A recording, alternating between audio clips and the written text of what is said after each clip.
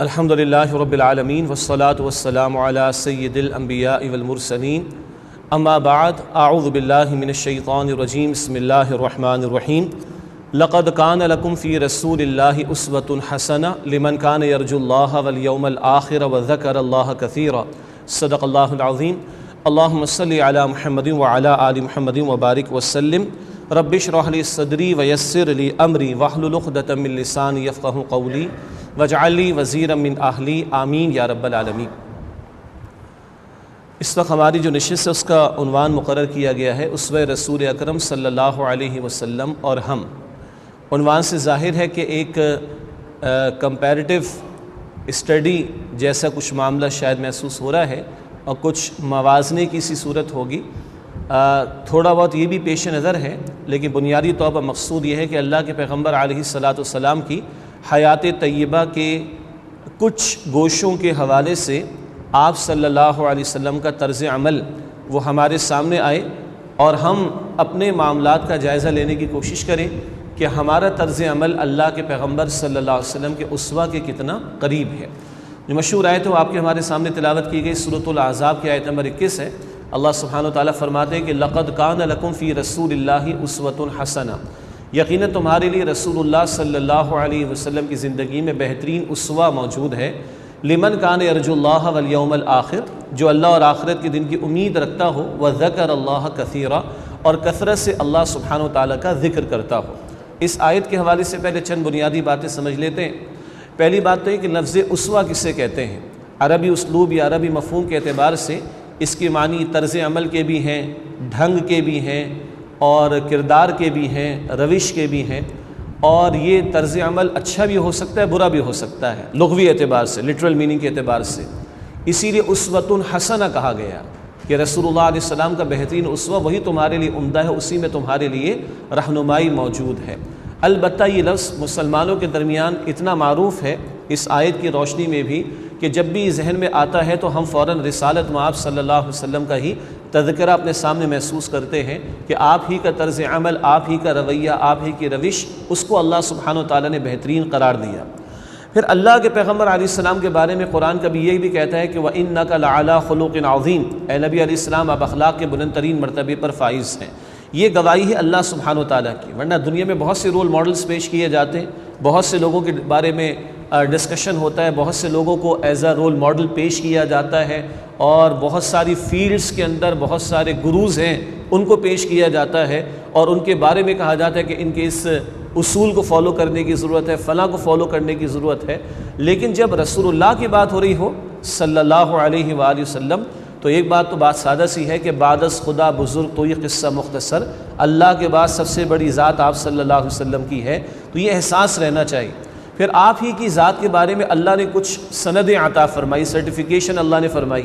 کبھی اللہ تعالیٰ فرماتے سورہ نجم کی آیت نمبر 3 اور 4 میں کہ ما ينطق عن الهوى ان هو الا وحی یوحی، نبی علیہ السلام اپنی خواہش سے کچھ نہیں فرماتے، جو ارشاد فرماتے وہ اللہ کی وحی پر مبنی ہوتا ہے۔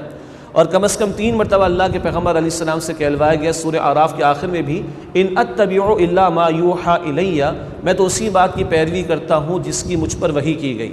گویا آپ کی ذات بابرکات ڈیوائنلی سرٹیفائیڈ ہے، آپ کے اقوال بھی وحی کے مطابق ہیں اور آپ کے اعمال بھی وحی کے مطابق ہیں۔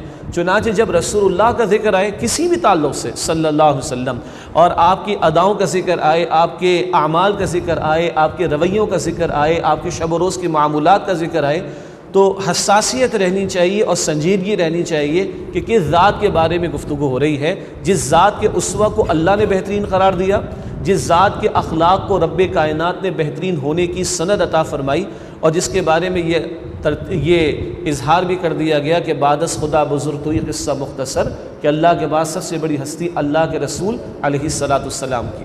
ایک اور اہم بات اس آیت میں یہ بھی ہے کہ یہ اسوہ کس کے لیے رہنمائی بنے گا یا کس کو واقعتاً اس سے فائدہ پہنچے گا۔ آگے اللہ نے کنڈیشن، ایک شرط بیان فرمائی، لمن کان یرجو اللہ والیوم الآخر، جو اللہ اور آخرت کے دن کی امید رکھتا ہو۔ ورنہ رسول اللہ کی سیرت کا مطالعہ تو کافروں نے بھی کیا ہے۔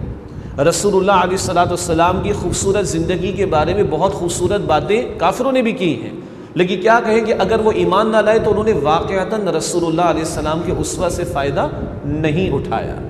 اور اللہ نے شرط لگائی ہے کہ جو اللہ اور آخرت کے دن کی امید رکھتا ہو اس کو واقعتاً اس اسوہ سے فائدہ ملے گا۔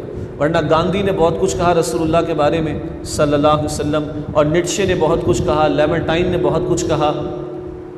اسی طریقے پر مائیکل ایچ ہارٹ کی کتاب بڑی مشہور ہو گئی، اور بعض اوقات مسلمان بھی کچھ زیادہ مرعوب ہو کر ان کوٹیشنز کو بیان کر دیا کرتے ہیں۔ مرعوبیت کی تو کوئی بات نہیں، جس ذات کو اللہ نے سرٹیفیکیشن دے دی اس ذات کو کسی اور کے ٹریبیوٹ کی کوئی حاجت نہیں ہے۔ البتہ یہ کہا جائے گا کہ الفضل ما شہدت بہ الاعداء، فضیلت تو یہ ہے کہ دشمن میں عظمت کا اعتراف کرے تو یہ نہ ماننے والے بھی رسول اللہ کی عظمت کے قائل ہیں اور مجبور ہیں کہ آپ کی تعریف بیان کریں صلی اللہ علیہ وسلم۔ البتہ اس میں ایک نقطہ میرے اور آپ کے لیے یہ بھی ہے کہ یہ غیر مسلم ہو کر رسول اللہ کی سیرت کا مطالعہ کرتے تھے صلی اللہ علیہ وسلم، اور اتنا مطالعہ کیا کہ کتابیں لکھ ڈالی۔ ہم مسلمان ہو کر اللہ کے رسول کی زندگی کا مطالعہ کتنا کرتے ہیں؟ اب آپ پڑھیں نا کبھی لیمرٹائن کو، جو فرینچ اسکالر ہے، کیا خوبصورت اس نے بات کہی۔ وہ کہتا ہے مقاصد کی عظمت اور وسائل کی کمی اور نتائج کا حیرت انگیز ہونا، یہ تین اگر کرائٹیریا کی باتیں ہوں، مقاصد کی عظمت، وسائل کی کمی اور نتائج کا حیرت انگیز ہونا، تو بتاؤ کون ہے جو محمد صلی اللہ علیہ وآلہ وسلم کے قریب قریب بھی دکھائی دیتا ہو۔ مائیکل ایچ ہارٹ ڈنڈی اس نے بھی ماری، اس نے یہ نہیں کہا ہی از دی اونلی پروفٹ، اس نے کہا ہی از دی اونلی پرسن کہا، پروفٹ نہیں کہا۔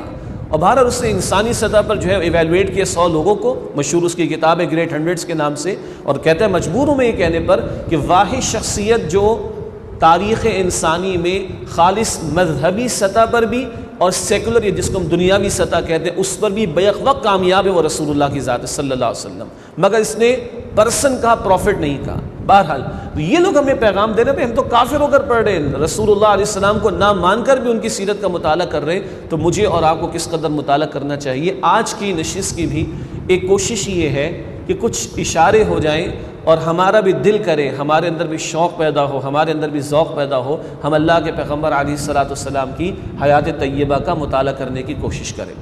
اچھا، ایک اور بات آگے فرمایا کہ وذکر اللہ کثیرا، جس نے کثرت سے اللہ کا ذکر کیا ہو۔ اگر کل اللہ سے ملاقات اور آخرت کی پیشی اور آج اللہ کی یاد دنیا میں رہے، یہ مقصود ہوگا تو واقعتاً اللہ کے پیغمبر علیہ السلام کے اسوہ سے فائدہ اٹھا سکیں گے۔ ورنہ ممکن ہے نالج ہمیں مل جائے، علم حاصل ہو جائے، ہمارے بچے اسکولوں میں تقریریں کر لیں، کالجز میں تقریریں کر لیں، ہمارے گلی محلوں میں اور گھروں میں، حتیٰ کہ مساجد میں سیرت کے جلسے بھی منعقد ہو جائیں، ہم بہت خوبصورت کتابیں بھی سیرت پر جو ہے وہ چھاپ دیں، لیکن اگر کل کی زندگی، آخرت کی زندگی، اللہ سے ملاقات، اللہ کے سامنے پیشی اگر وہ پیش نظر نہیں ہے تو شاید نالج تو مل جائے گی، کنوکشن نہیں ملے گا، علم شاید مل جائے گا، یقین حاصل نہیں ہوگا۔ اللہ وہ یقین بھی مجھے اور آپ کو عطا فرمائے۔ وہ پیش نظر ہوگا تو پھر تلاش بھی ہوگی، اور تلاش کے ساتھ اپنے اعمال میں رسول اللہ کی زندگی کو ہم لانے کی کوشش بھی کریں گے۔ کچھ گوشیں جن کو میں نے منتخب کیا ہے آج کی گفتگو کے لیے، جس میں اللہ کے پیغمبر صلی اللہ علیہ وآلہ وسلم کی حسن معاشرت کا ذکر بھی آئے گا، آپ کے اپنے گھر والوں کے ساتھ معاملات، اس کا کچھ تذکرہ، اسی طریقے پر اللہ کے پیغمبر علیہ السلام کے حسن اخلاق کا کچھ تذکرہ، اسی طرح اللہ کے پیغمبر علیہ السلام کا حسن معاملہ جس کو ہم ڈیلنگز کہتے ہیں، اور جہاں بہت کچھ نظر آتا ہے کہ ہم فیل ہو چکے ہیں، یہ فیلڈ ہیں ہم لوگ، وہاں اللہ کے پیغمبر علیہ السلام کا حسن معاملہ کیسا تھا۔ اسی طرح اللہ کے پیغمبر علیہ السلام کا حسن تربیت کس انداز سے آپ نے فرمائی صلی اللہ علیہ وسلم۔ اسی طرح آپ کا خدمت خلق کا پہلو۔ اسی طرح ایک بہت بڑا مسئلہ آج ہمارے ساتھ غموں کا ہے، بڑی پریشانیاں ہیں، تکالیف ہیں، مصائب ہیں، مسائل ہیں، تو غم زدہ لوگوں کے لیے پیغمبر علیہ السلام کا طرز عمل کیسا تھا۔ پھر یہ کہ اللہ کے پیغمبر علیہ السلام 23 برس کی اس محنت میں لگے ہوئے تھے، وہ دعوت دین کی محنت ہے، وہ نفاذ دین کی جد و جہد ہے، اس پر بھی کچھ بات کریں گے۔ اور آخر میں کچھ یہ بھی کہ زہد اور آخرت کی فکر کے حوالے سے اللہ کے پیغمبر علیہ السلام کا طرز عمل کیسا تھا۔ پھر یہ کہ اس امت کے تعلق سے آپ کس قدر فکر مند رہتے تھے صلی اللہ علیہ وسلم۔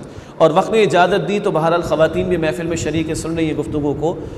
اللہ کے پیغمبر علیہ السلام کا اسوہ امت کی عورتوں کے لیے مکمل ہوتا ہے ازواج مطہرات کے ذریعے سے، اور رسول اللہ علیہ السلام کی بیٹیوں کے طرز عمل کے ذریعے سے صلی اللہ علیہ وسلم، تو کچھ ذکر وہ بھی کریں گے۔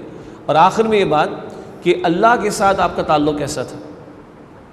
اور اللہ سے ملاقات، اللہ کی محبت، اللہ کی یاد، اللہ کا ذکر، اللہ کی طرف رجوع، اللہ کے لیے طلب، اللہ کے لیے تڑپ، اللہ کے لیے ذوق، اللہ کے لیے شوق، کیسا تھا اللہ کے پیغمبر علیہ الصلوۃ والسلام کا، کچھ یہ ذکر آخر میں انشاءاللہ تعالی ہمارے سامنے آئے گا۔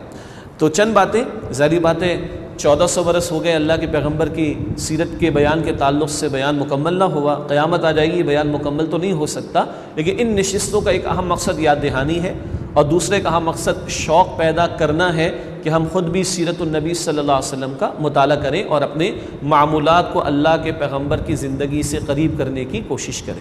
اب میں مزید کو دلائل آپ کے سامنے نہیں رکھنا چاہ رہا، جو معروف دلائل ہیں، اللہ کے پیغمبر علیہ السلام کی اطاعت، اللہ کے پیغمبر علیہ السلام کی اتباع، اللہ کے پیغمبر علیہ السلام کے نقش قدم پر چلنا، یہ مباحث واضح ہیں، لیکن عملی پہلوؤں کے اعتبار سے سب سے پہلے حسن معاشرت کے حوالے سے چند باتیں، اور بڑی عجیب عجیب اور دلچسپ باتیں بھی ہمارے سامنے آئیں گی۔ مثلا جو پہلی بات اس وقت میرے سامنے ہے وہ آپ کو شاید عجیب بھی لگے کہ یہ بات بیان بھی ہو رہی ہے، کسی اور کے بچے نے رسول اللہ کی گود میں پیشاب کر دیا تو اللہ کے پیغمبر علیہ الصلوۃ والسلام نے اماں عائشہ سے کپڑا لے کر اس کو صاف بھی کیا ہے۔ اور آج ہم کبھی کبھی دیکھتے ہیں کہ اپنے بچوں کو بھی ڈائپر کے بغیر گود میں لینے کو ہم تیار نہیں ہوتے، اور اگر تھوڑا سا وہ گندگی کا معاملہ ہو جائے تو کچھ اپنی بیوی کی معاونت کر دینا یہ شاید بہت زیادہ مشکل محسوس ہوتا ہے۔ یہ کسی اور کا بچہ ہے جس سے رسول اللہ کی گود میں پیشاب کر دیا، اور اللہ کے پیغمبر صلی اللہ علیہ وسلم نے خود اس کی صفائی کی ہے۔ اللہ کے پیغمبر صلی اللہ علیہ وسلم خود آگے بڑھ کر بچوں کو سلام کرتے تھے۔ اب یہ پوری نفسیات کا میدان ہے کہ بعض اوقات محفلوں کے اندر بڑے بڑوں سے باتیں کر رہے ہوتے ہیں، بچے نظر انداز ہو جاتے ہیں، اس کا نفسیاتی اعتبار سے بڑا اثر پڑتا ہے، برا اثر پڑتا ہے، اس کی تفصیل کا موقع نہیں، لیکن اللہ کے پیغمبر علیہ السلام خود آگے بڑھ کر بچوں کو پہلے سلام کرتے تھے، اور ذات کون سی ہے؟ اللہ کے بعد سب سے بڑی ہستی، خود آگے بڑھ کر بچوں کو سلام کرتے تھے۔ کبھی مجلس میں بیٹھے ہوتے اللہ کے پیغمبر علیہ السلام اور کچھ پیش کرنے کی بات آتی تو عام طور پر آپ سیدھے ہاتھ کی طرف سے شروع کرتے یا کسی بڑے بزرگ کو اس سے شروع کرتے اگر کوئی چیز ڈسٹریبیوٹ کرنا ہوتی، تقسیم کرنا ہوتی۔ لیکن اگر محفل میں کوئی بچہ موجود ہوتا تو اللہ کے پیغمبر علیہ السلام اس سے پوچھتے بیٹا میں ان کو پہلے دے دوں پھر آپ کی باری آئے گی۔ یہ اگر کوئی نفسیات کے ماہرین ہوں گے وہ زیادہ بہتر اس کو سمجھا سکیں گے اس میں کتنی گہرائی ہے۔ یہ ہے اللہ کے پیغمبر علیہ السلام کا طرز عمل۔ آپ گھر میں ہوتے تو کیسے ہوتے؟ اماں عائشہ فرماتی ہیں رضی اللہ تعالی عنہ، اللہ کے رسول علیہ السلام گھر میں ایک عام انسان کی طرح رہتے۔ 3 حصے تھے آپ کے اوقات کے، ایک حصہ کچھ آرام کے لیے تھا، ایک حصہ اللہ کی عبادت کے لیے تھا جس میں قیام اللیل تہجد بھی شامل، اور ایک حصہ گھر والوں کے ساتھ گفتگو اور گھر کے کام کاج میں ہاتھ بٹانا۔ اب جو بات آ رہی ہے وہ ہمارے مردوں کو بڑی مشکل لگتی ہے۔ اللہ کے پیغمبر علیہ السلام کے بارے میں اماں عائشہ فرماری رضی اللہ تعالی عنہ کہ گھر کے کام کاج میں ہاتھ بٹاتے تھے، اپنے کپڑے اس میں کوئی جوں وغیرہ ہوتی تو صاف کر لیتے، اپنے کپڑوں میں پیون لگا لیتے، جوتے میں ٹانکا لگا لیتے، اگر کبھی بکری ہوتی تو اس کا دودھ نکال لیتے اور برتن سمیٹ دیا کرتے تھے۔ ٹھیک ہے، ہم جس ایریا میں ڈی ایچ اے میں بیٹھے ہیں گھروں میں ملازمین بھی موجود ہیں، کوئی حرج کی بات نہیں، اللہ نے دے رکھے ہیں، اللہ کی نعمت ہے، لیکن بہرحال گھر کے کاموں میں کچھ نہ کچھ حصہ بندے کا ڈلنا تو چاہیے۔ اور اماں عائشہ تو اللہ کے پیغمبر کے بارے میں یہ بتا رہی صلی اللہ علیہ وسلم، ہمارے ہاں کوئی مرد یہ کام کرتا ہوا دکھائی دے یا اس کے بارے میں ہمیں یہ سنائی دے تو ہم کیا کہتے ہیں؟ بس آئندہ مت کہیے گا۔ اگر میرے اور آپ کے پیغمبر کے طرز عمل امت کی ماں نے بیان فرمایا اور اس طرز عمل پر آج ہم کسی کو وہ کہیں جو میں نہیں کہنا چاہ رہا، جو آپ کے ذہن میں آ چکا ہے، تو کتنی بے ادبی کی بات ہے۔ یہ اماں عائشہ کی گواہی رضی اللہ تعالیٰ عنہ۔ اچھا، ہمارے یہاں کہتے ہیں کہ عورت کو مشرقی روایات میں شوہر کا مزاج شناس ہونا چاہیے، کہتے ہیں نا عورت کو شوہر کا مزاج پتہ ہونا چاہیے، کب غصہ آئے گا، کب یہ ہوگا، کب وہ ہوگا۔ اللہ کے پیغمبر کے ہاں تو معاملہ یہ کہ اپنی بیویوں کے مزاج شناس تھے، اپنی بیویوں کے مزاج سے واقف تھے۔ اب جو بات بیان کر رہا ہوں، اب بہت سی باتیں ایسی ہیں جو اسی گھرانے سے منسلک ہیں اور روایات سے بھی ثابت ہیں، لیکن عوام میں تحمل نہیں ان باتوں کو سننے کا، حالانکہ اس گھرانے کو اللہ نے نمونہ قرار دیا اور اس گھرانے کے افراد نے انسانی سطح پر زندگی بسر کر کے ہمیں دکھائی، کیونکہ انسانی مسائل معاملات ہم سب کے ساتھ پیش آ رہے ہیں اور امت کے ساتھ آتے رہے ہیں اور آتے رہیں گے۔ تو اس سطح پر آپ سنیے گا، اللہ کے پیغمبر علیہ الصلوۃ والسلام نے اماں عائشہ رضی اللہ تعالیٰ عنہ سے فرمایا کہ مجھے خوب معلوم ہے کہ تم مجھ سے کب راضی رہتی ہو اور کب کبھی کچھ ناراضگی کا معاملہ ہو جاتا ہے۔ تو اماں عائشہ نے پوچھا کیسے پتہ چلتا ہے آپ کو؟ تو آپ نے فرمایا دیکھو جب تم مجھ سے راضی ہوتی ہو تو تم کہتی ہو محمد صلی اللہ علیہ وسلم کے رب کی قسم. اچھا پھر اس کے علاوہ تو آپ نے فرمایا کہ جب کچھ ناراضگی ہوتی ہے تو تم کہتی ہو ابراہیم علیہ السلام کے رب کی قسم. تو مجھے پتہ چل جاتا ہے کہ کچھ معاملہ ذرا دوسری طرف ہو گیا ہے. اور پھر اللہ کے پیغمبر جو طرز عمل ہوتا تھا آپ کو وہ اختیار فرماتے تھے. لیکن بیوی کا مزاج شناس ہونا یہ اللہ کے پیغمبر کے اسوہ سے ہمارے سامنے بات آ رہی ہے. اچھا اسوہ کے لفظ پر ایک بڑی خوبصورت بات علماء نے لکھی. یہ لفظ اسوہ کہاں استعمال ہوتا ہے؟ ایسے طرز عمل کے لیے جس کے لیے انسان اپنے آپ کو پوری طرح لگا دے، یعنی پوری طرح اس کے تابع ہو جائے، پوری طرح اس کے پیچھے وہ چلا جائے. اسوہ وہ طرز عمل کہ جس کے سامنے ہے وہ دیکھنے والا پورے طور پر اپنے آپ کو اس کے پیچھے لگا دے. میں یہ عرض کرنا چاہ رہا ہوں کہ پوری زندگی رسول اللہ علیہ السلام کی ہمارے سامنے کوئی جھلک تو ہماری زندگیوں میں، پہلے میں اور پھر آپ ہیں یقیناً، ہماری زندگیوں میں کوئی جھلک تو نظر آئے نا، کوئی نسبت تو ہو کہ ہاں یہ امتی ہے محمد رسول اللہ صلی اللہ علیہ وآلہ وسلم کے. اچھا گھر سے گواہی کیا آ رہی ہے؟ اماں خدیجہ رضی اللہ تعالیٰ عنہ کی گواہی. بہت سے لوگ لیڈرز ہوتے ہیں مگر وہ گھر کے باہر لیڈر ہوتے ہیں. کہتے ہیں کہ جو گھر میں لیڈر ہوتا ہے وہ واقعتاً لیڈر ہوتا ہے، اور 4 افراد کی 4 بیویاں کہیں جمع ہو جائے تو پھر جو کچھ کامنٹس آتے ہیں ہم سب کو بہرحال معلوم ہے. اسی لیے ہم میں سے بہت سے لوگ، معاف کیجیے گا بلکہ کچھ لوگ ایک دوسرے کی فیملیز کو، اپنی فیملیز کو دوسروں کی فیملیز سے ملواتے نہیں. کیوں جی؟ وہ میری چھپی ہوئی باتیں لوگوں کے سامنے نہ آ جائیں. یہ ذرا تلخ بات ہے. اللہ کے پیغمبر علیہ السلام کے بارے میں باہر گھر سے کیا گواہی آ رہی؟ پہلی وحی کا نزول ہوا، اللہ کے پیغمبر علیہ السلام تشریف لائے اماں خدیجہ رضی اللہ تعالیٰ عنہ کے پاس، اور بڑی عجیب سی کیفیت تھی. فرسٹ ٹائم یہ معاملہ ہوا تھا اور آپ کو کچھ خوف سا محسوس ہونے لگا تو آپ صلی اللہ علیہ وسلم اماں خدیجہ کے پاس تشریف لائے رضی اللہ تعالیٰ عنہ، اور اماں خدیجہ نے آپ کو تسلی دی. بڑے پیارے الفاظ ہیں، اور انہوں نے فرمایا کہ اللہ ہرگز آپ کو ضائع نہیں فرمائے گا. 40 سال کے کردار کی گواہی کیا آ رہی ہے؟ آپ غریبوں اور مسکینوں، محتاجوں اور یتیموں کی کفالت کرتے ہیں، مدد کرتے ہیں. جو آپ سے کرتا ہے آپ اس سے جڑتے ہیں، جو آپ کو محروم کرتا ہے آپ اس کو عطا کرتے ہیں، آپ صلہ رحمی کرتے ہیں. ہرگز اللہ آپ کو ضائع نہیں فرمائے گا. یہ 15 برس سے ہو چکے نا، یعنی 25 برس کے تھے رسول اللہ علیہ السلام تب اماں خدیجہ رضی اللہ تعالی عنہ سے آپ کا نکاح ہوا، تو 40 برس میں وحی کا نزول ہوا. یہ 15 برس کی گواہی اماں خدیجہ کی آ رہی رضی اللہ تعالی عنہ. حضرت عائشہ سے پوچھا گیا رسول اللہ کے اخلاق کیسے تھے؟ تو آپ فرما دی کیا تم نے قرآن نہیں پڑھا؟ کانا خلق القرآن، اللہ کے پیغمبر علیہ السلام کے اخلاق کیا تھے؟ وہ قرآن تھے. قرآن تم تلاوت کرتے ہو الفاظ کی صورت میں، قرآن جیتا جاگتا چلتا پھرتا دیکھنا چاہو تو محمد کریم صلی اللہ علیہ وآلہ وسلم کو دیکھ لو. اللہ کے پیغمبر رات کو کبھی گھر میں تشریف لاتے تو اتنی آہستہ آواز میں سلام کرتے گھر میں داخل ہو کر کہ جو جاگ رہا ہوتا وہ سن لیتا اور جواب دے دیتا، اور جو سو رہا ہوتا اس کو سنائی نہ دیتا. یہ کیا ہے؟ اپنے گھر والوں کے آرام کا خیال رکھنا. اب پتہ نہیں کتنے گوشے ایسے ہیں جہاں ہم سے یہ باتیں مس ہو جاتی ہیں. ٹھیک ہے، تو اشارہ کافی ہے ورنہ تفصیل زیادہ ہو جائے گی. تو اللہ کے پیغمبر اپنے گھر والوں کو اس قدر آرام کا بھی خیال رکھتے تھے. اللہ کے پیغمبر کی اپنی والدہ کا تو 6 برس کی عمر میں انتقال ہو گیا تھا، لیکن بی بی حلیمہ سعدیہ جنہوں نے آپ کو دودھ بھی پلایا تھا آپ کی رضائی والدہ تھیں. تو اللہ کے پیغمبر نے ان کے ساتھ حسن سلوک کر کے ہمیں طریقہ بتایا. جب بی بی حلیمہ سعدیہ آتی تو اللہ کے پیغمبر علیہ السلام کھڑے ہو کر استقبال فرماتے. حالانکہ اللہ کے رسول علیہ السلام نے اپنے لیے کسی کا تعظیم اور ادب اور احترام میں کھڑا ہونا پسند نہیں فرمایا، مگر جب حلیمہ سعدیہ آتی، رضائی ماں ہیں، دودھ جس نے پلایا وہ ماں ہیں، اور ان کے احترام میں کھڑے ہوتے اور اپنی چادر بچھا کر اس پر بٹھاتے اور حال چال پوچھتے، جو حاجت ہوتی پورا کرنے کی کوشش کرتے. یہی رویہ بیٹیوں کے ساتھ ہے. بی بی فاطمہ کے بارے میں کئی مرتبہ رضی اللہ تعالیٰ عنہ، اللہ کے پیغمبر کی بیٹیاں جب آتی، بی بی فاطمہ بھی آتی، اللہ کے پیغمبر علیہ السلام کھڑے ہو کر استقبال فرماتے اور ہاتھوں کو چومتے اور اپنی چادر بچھا کر اس پر بٹھاتے، اور جو حاجت ہوتی اگر پورا کرنا ممکن ہوتا تو اللہ کے پیغمبر علیہ السلام اس حاجت کو پورا فرماتے.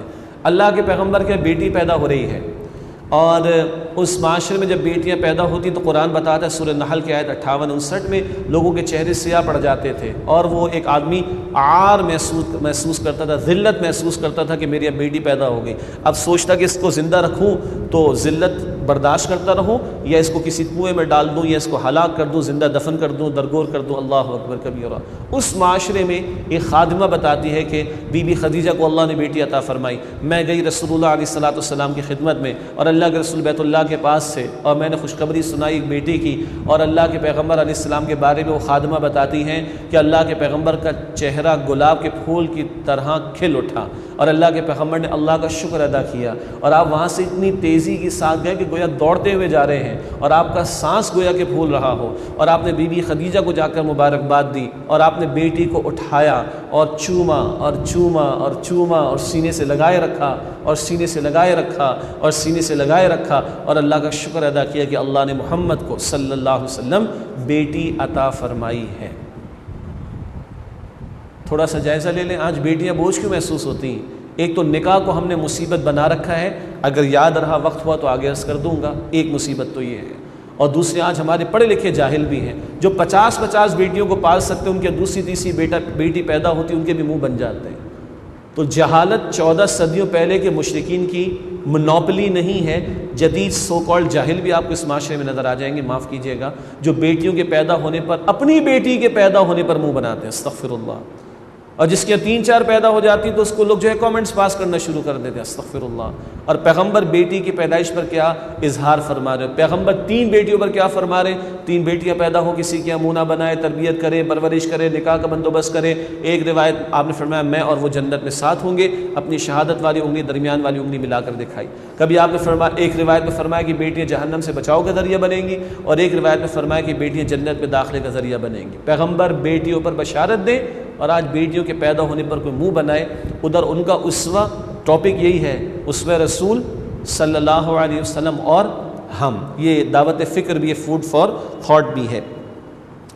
اللہ کے پیغمبر کے گھر میں خوشیاں بھی آئی ہیں، اللہ کے پیغمبر کے گھر میں غم بھی آئے ہیں۔ کیا غم ہے؟ ایک تو وہ جو دین کی راہ میں مشقتیں ہیں وہ تو بعد میں عرض کروں گا، لیکن خالص انسانی سطح پر آپ دیکھیں، اللہ کے پیغمبر دنیا میں تشریف لائے، والد کا انتقال ہو چکا ہے۔ اللہ کے پیغمبر علیہ الصلوۃ والسلام 6 برس کے ہیں، والدہ کا انتقال ہو گیا، 8 برس کے ہیں، دادا کا انتقال ہو گیا۔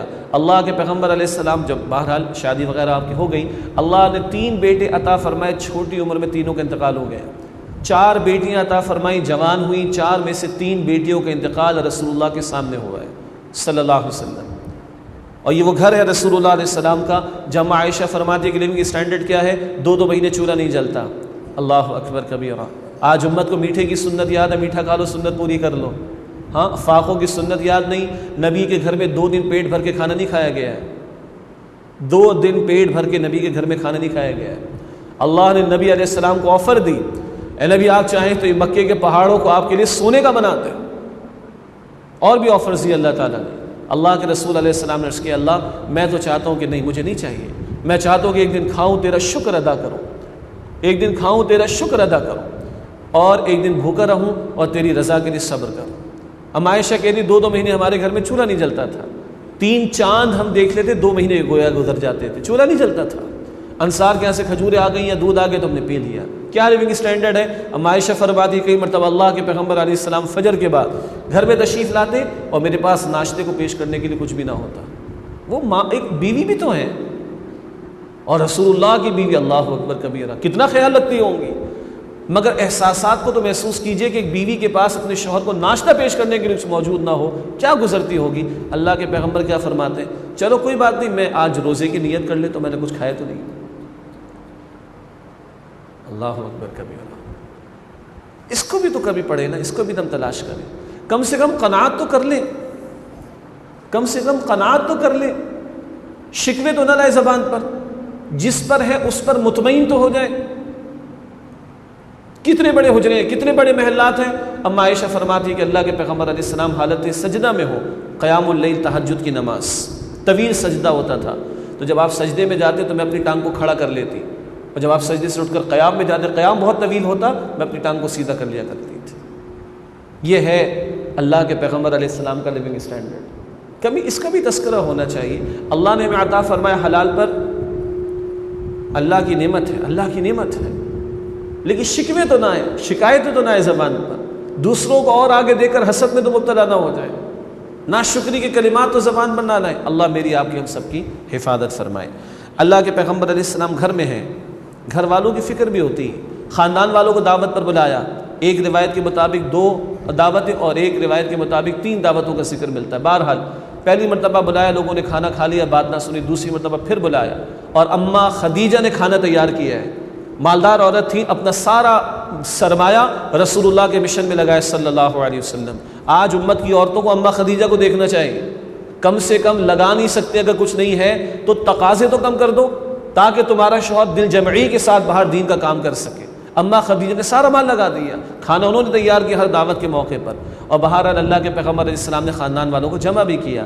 اے خاندان بنو ہاشم، اپنے آپ کو جہنم کی آگ سے بچاؤ. اے خاندان بنو عبد المطلب، اپنے آپ کو جہنم کی آگ سے بچاؤ. اے صفیہ محمد صلی اللہ علیہ وسلم کی پھوپھی جان، اپنے آپ کو جہنم کی آگ سے بچاؤ. اے فاطمہ میری بیٹی، بیٹا اپنے آپ کو جہنم کی آگ سے بچاؤ. کل میں تمہارے کسی کام آنے والا نہیں ہوں. ہاں دنیا میں قرابت کا کوئی رشتے کا حق ہے تو ادا کر دوں گا، کل میں تمہارے کسی کام آنے والا نہیں. اپنے آپ کو جہنم کی آگ سے بچاؤ. یہ اللہ کے پیغمبر کا طرز عمل ہے گھر میں صلی اللہ علیہ وسلم.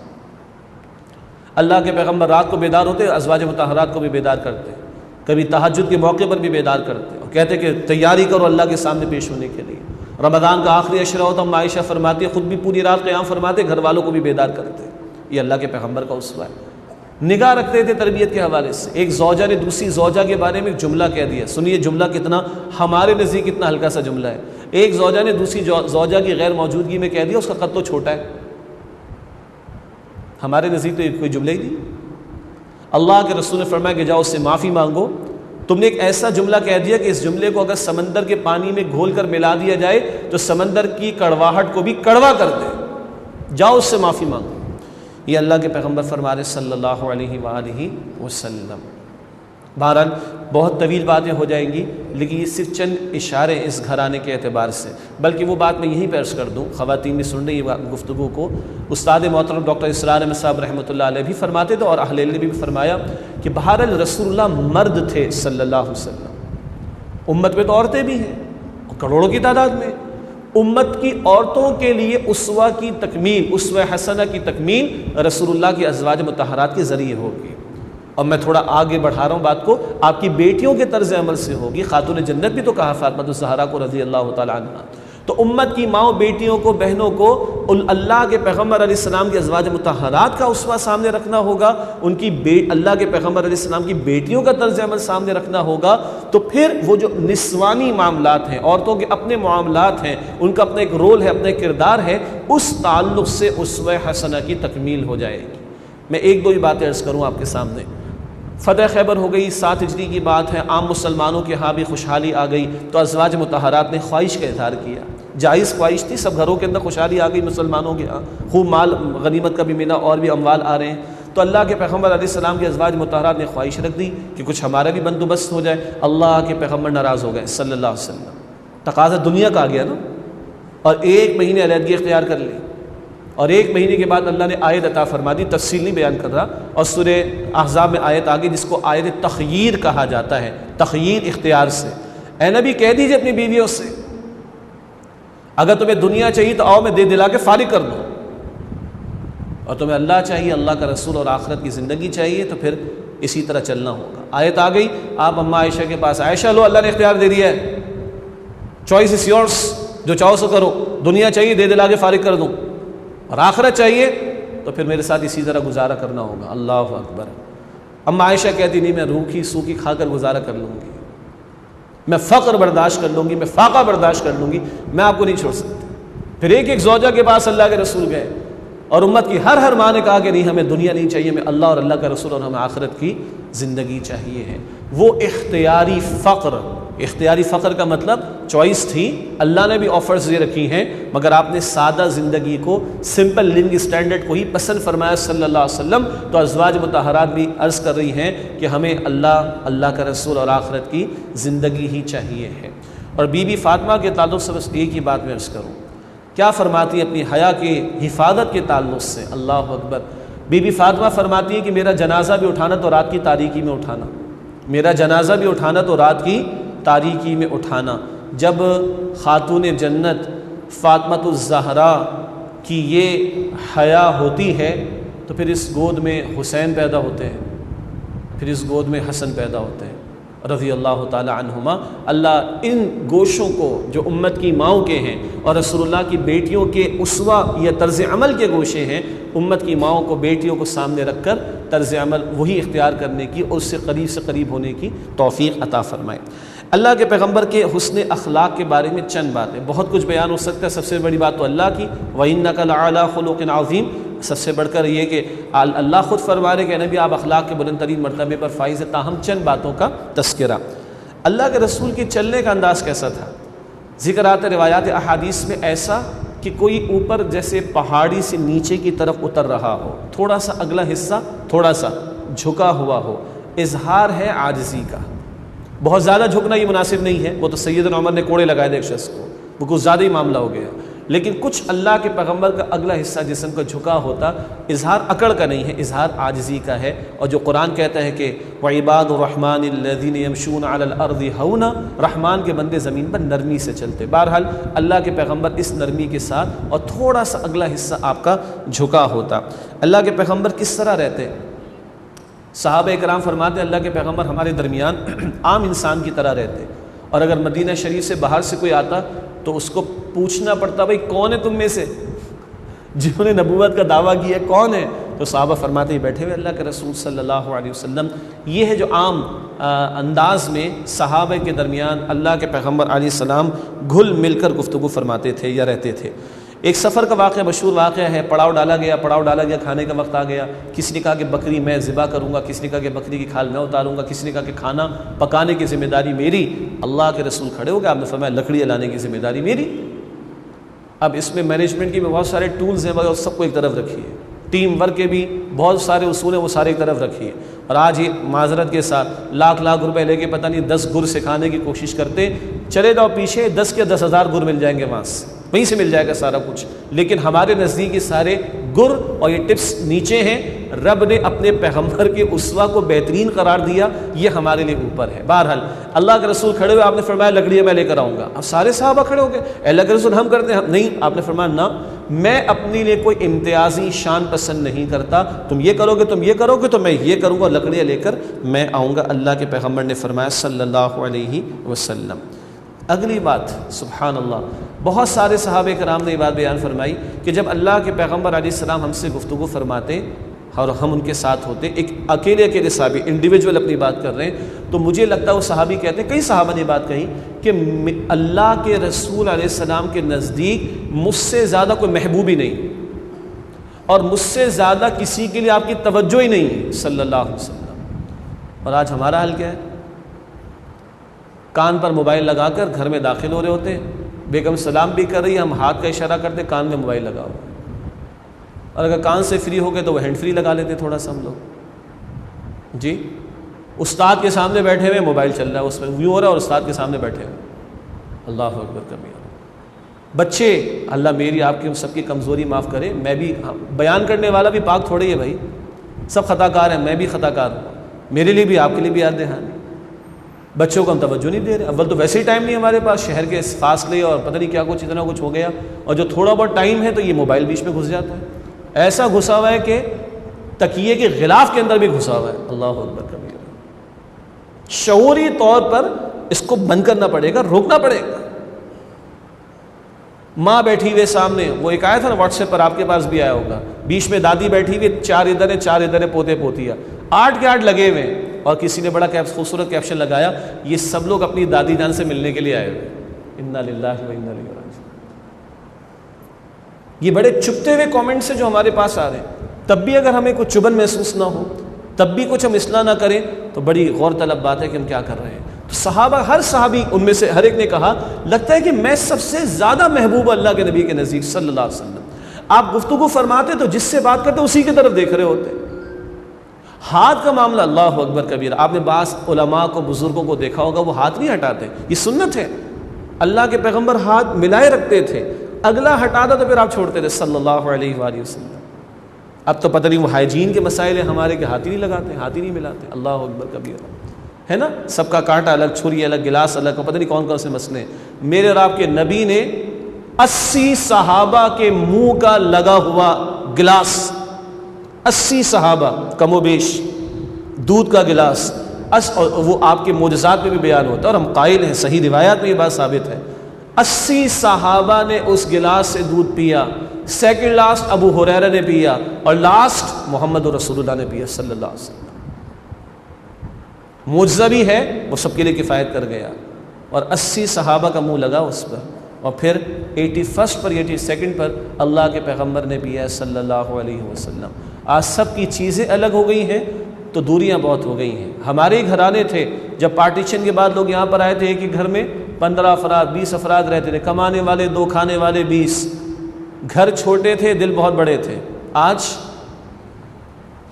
بہت بڑے بڑے گھر ہو گئے، دل پتہ نہیں کیوں چھوٹے ہو گئے ہمارے، یہ تو میرا ہے، یہ تو میری چیز ہے، یہ تو میرا ہے، یہ تو میری چیز ہے۔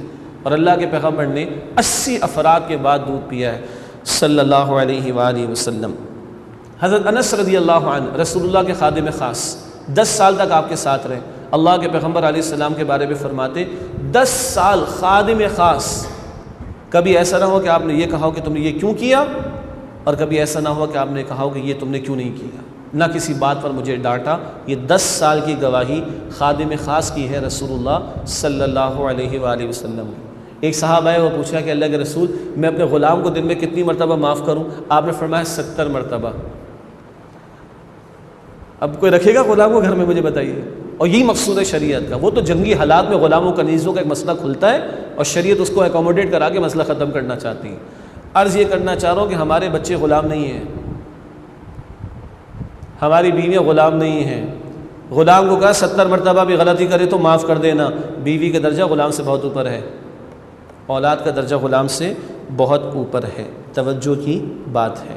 اخلاق میں حیا بھی آتی ہے۔ اللہ کے پیغمبر علیہ السلام کی حیا کیسی تھی؟ بیٹی کی حیا کا ذکر تو آ گیا، فاطمہ الزہرا کا، اب والد کی بھی سن لیں۔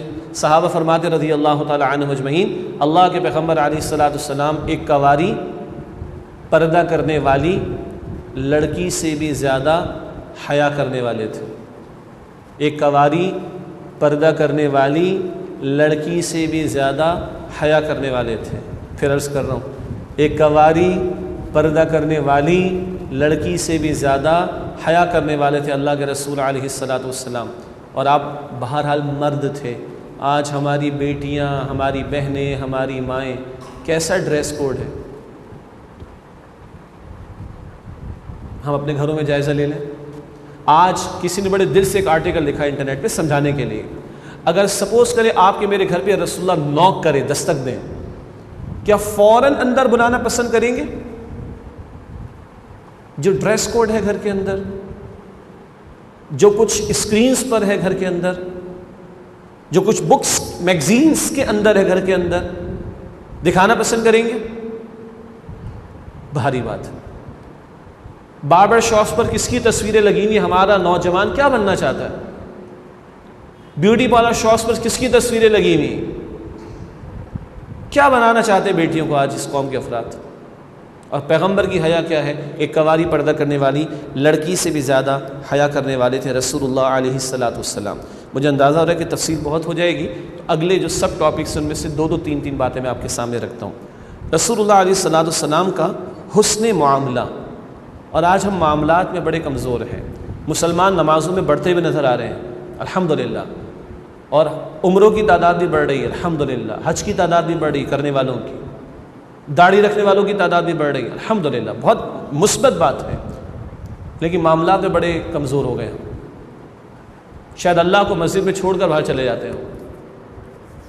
ایک نماز مصلی پر ختم ہوتی ہے، دوسری نماز مصلی کے بعد شروع بھی ہوتی ہے۔ معاملات، اللہ کے پیغمبر علیہ السلام ہجرت فرما رہے ہیں، مشہور واقعہ ہے، جان کے دشمن باہر گھات لگائے بیٹھے ہیں، سرداران قریش، انہی میں سے کچھ کی امانتیں آپ کے پاس ہیں۔ اللہ اکبر، صادق اور امین یہ مانتے تھے۔ اور آپ حضرت علی کو فرما رہے، علی آرام کرو میرے بستر پر، اپنی چادر بھی عطا فرمائی، سبحان اللہ، اس کی اپنی برکت، اور علی صبح ان کی امانت ان کے حوالے کر دینا۔ جان کے دشمن باہر ہیں لیکن علی ان کی امانت ان کے حوالے کر دینا۔ انڈر نارمل سرکمسٹانسز ہمارا معاملہ کیا ہے؟ امانتوں کے بارے میں اور وعدوں کے بارے میں اور دیانت کے بارے میں، اور جو سیمپل دکھایا وہی سپلائی کرنے کے بارے میں، سپلائی ٹائم پر دینے کے بارے میں، پیمنٹ ٹائم پر دینے کے بارے میں، پیچھے چیک باؤنس ہو رہے ہیں اور ادھر عمرے ہو رہے ہیں۔ یہ کون سا دین ہے؟ نہیں، جان کے دشمن باہر، علی صبح ان کی امانت ان کے حوالے کر دینا۔ اللہ اکبر کبیرہ۔ بدر کا موقع ہے، 2 صحابہ کہیں سے آئے، مشرکین نے ان کو روک لیا تھا، ابھی بدر سے پہلے کی بات ہے، یعنی ابھی جنگ کا آغاز نہیں ہوا ہے۔ 2 صحابہ کہیں سے آ رہے تھے، مشرکین کے نرغے میں آ گئے تھے، انہوں نے جاں بخشی کر دی تھی، چھوڑ دیا تھا اس وعدے پر کہ تم ہمارے خلاف نہیں لڑو گے۔ یہ جا ملے رسول اللہ کے ساتھ صلی اللہ علیہ وسلم، اور اللہ کے رسول علیہ السلام نے پوچھا کہاں سے آ رہے ہو؟ پورا ماجرا بتایا، کہا اللہ کے رسول ہم تو آپ کے ساتھ رہنا چاہتے ہیں۔ کس صحابی کی تمنا نہیں ہوگی رسول اللہ کے ساتھ رہنے کی؟ آپ نے فرمایا نہیں، تم وعدہ دے کر آئے، واپس جاؤ، تمہیں لے کر تمہیں اس جنگ میں شریک نہیں کر سکتا۔ یہ سیرت نگاروں نے اس واقعے کو بھی نقل کیا۔ ایک اور واقعہ ہم سب کے علم میں ہے، صلح حدیبیہ ہو رہی ہے اور ابو جندل آ گئے رضی اللہ تعالیٰ، مشہور واقعہ آپ کے ذہن میں، بیڑیاں توڑوا کر آ گئے، زخمی ہیں، اللہ کے رسول مجھے لے چلیے اپنے ساتھ، اور ابھی صلح نامہ طے پایا ہے، جس کو ہم کہیں کہ ابھی تو ڈاکیومنٹ ہوا ہے، ابھی تو اس کی ایگزیکیوشن، یہ امپلیمنٹیشن شروع ہونی ہے نا، تو آپ اور میں تو وے آؤٹ نکال سکتے تھے، نہ، ابو جندل وعدہ دے دیا میں نے، واپس چلے جاؤ۔ اللہ اکبر کبیرہ، میں نے وعدہ دے دیا ہے، واپس چلے جاؤ، اللہ تمہارے راستہ عطا فرما دے گا۔ پھر آپ کے علم میں ہے اللہ نے ان کے لیے دیگر صحابہ کرام کے لیے راستہ بھی کھول دیا۔ اللہ کے پیغمبر علیہ السلام کا حسن تربیت کا معاملہ مشہور واقعہ ہے، ایک بدو نے مسجد نبوی میں پیشاب کر دیا کر۔ آج ہمارے یہاں کسی کا بچہ بھی کر دے تو بعض لوگ کس قدر غور سے اور گھور کر دیکھتے ہیں۔ تو میں عرض کیا کرتا ہوں جہاں جمعے کی ذمہ داری ہے ایک اور جگہ پر، وہاں بھی ایک دفعہ ایسا ہو گیا، وہ خیر جمعے کے بعد پتہ چلا، تو اگلے جمعے میں نے کہا کہ بھائی غصہ کرنا تو سنت میں نہیں ہے، البتہ اس گندگی کو صاف کر دینا سنت میں شامل ہے، تو کوئی کرنا تو یہ کام کرے نا، اور یہ تو بچے نے کیا، ادھر بدو آ گیا، صحابہ بھی دوڑے، رسول اللہ نے روک دیا صلی اللہ علیہ وسلم، فارغ ہو لینا اس کو۔ وہ فارغ ہو گیا، اللہ کے رسول نے بٹھا کر اس کو سمجھایا کہ بھائی تم اپنے گھر کو گندا کرنا پسند کرو گے؟ نہیں، تو تم اللہ کے گھر کو تم گندا کر رہے ہو۔ بدو وہ تھے جن کو سیکھنے سمجھنے کا زیادہ موقع نہیں ملتا تھا، تعلیم کا، تربیت کا۔ اس نے کہا اللہ کے رسول مجھے معاف فرما دیجیے، آپ نے دعا بھی دی اس کو، اور یہ بھی بعض روایات میں ذکر ہے کہ صحابہ کے ساتھ صفائی بھی کی۔ یہ کسی میں ہمت ہے تو کرے نا، سنت تو یہ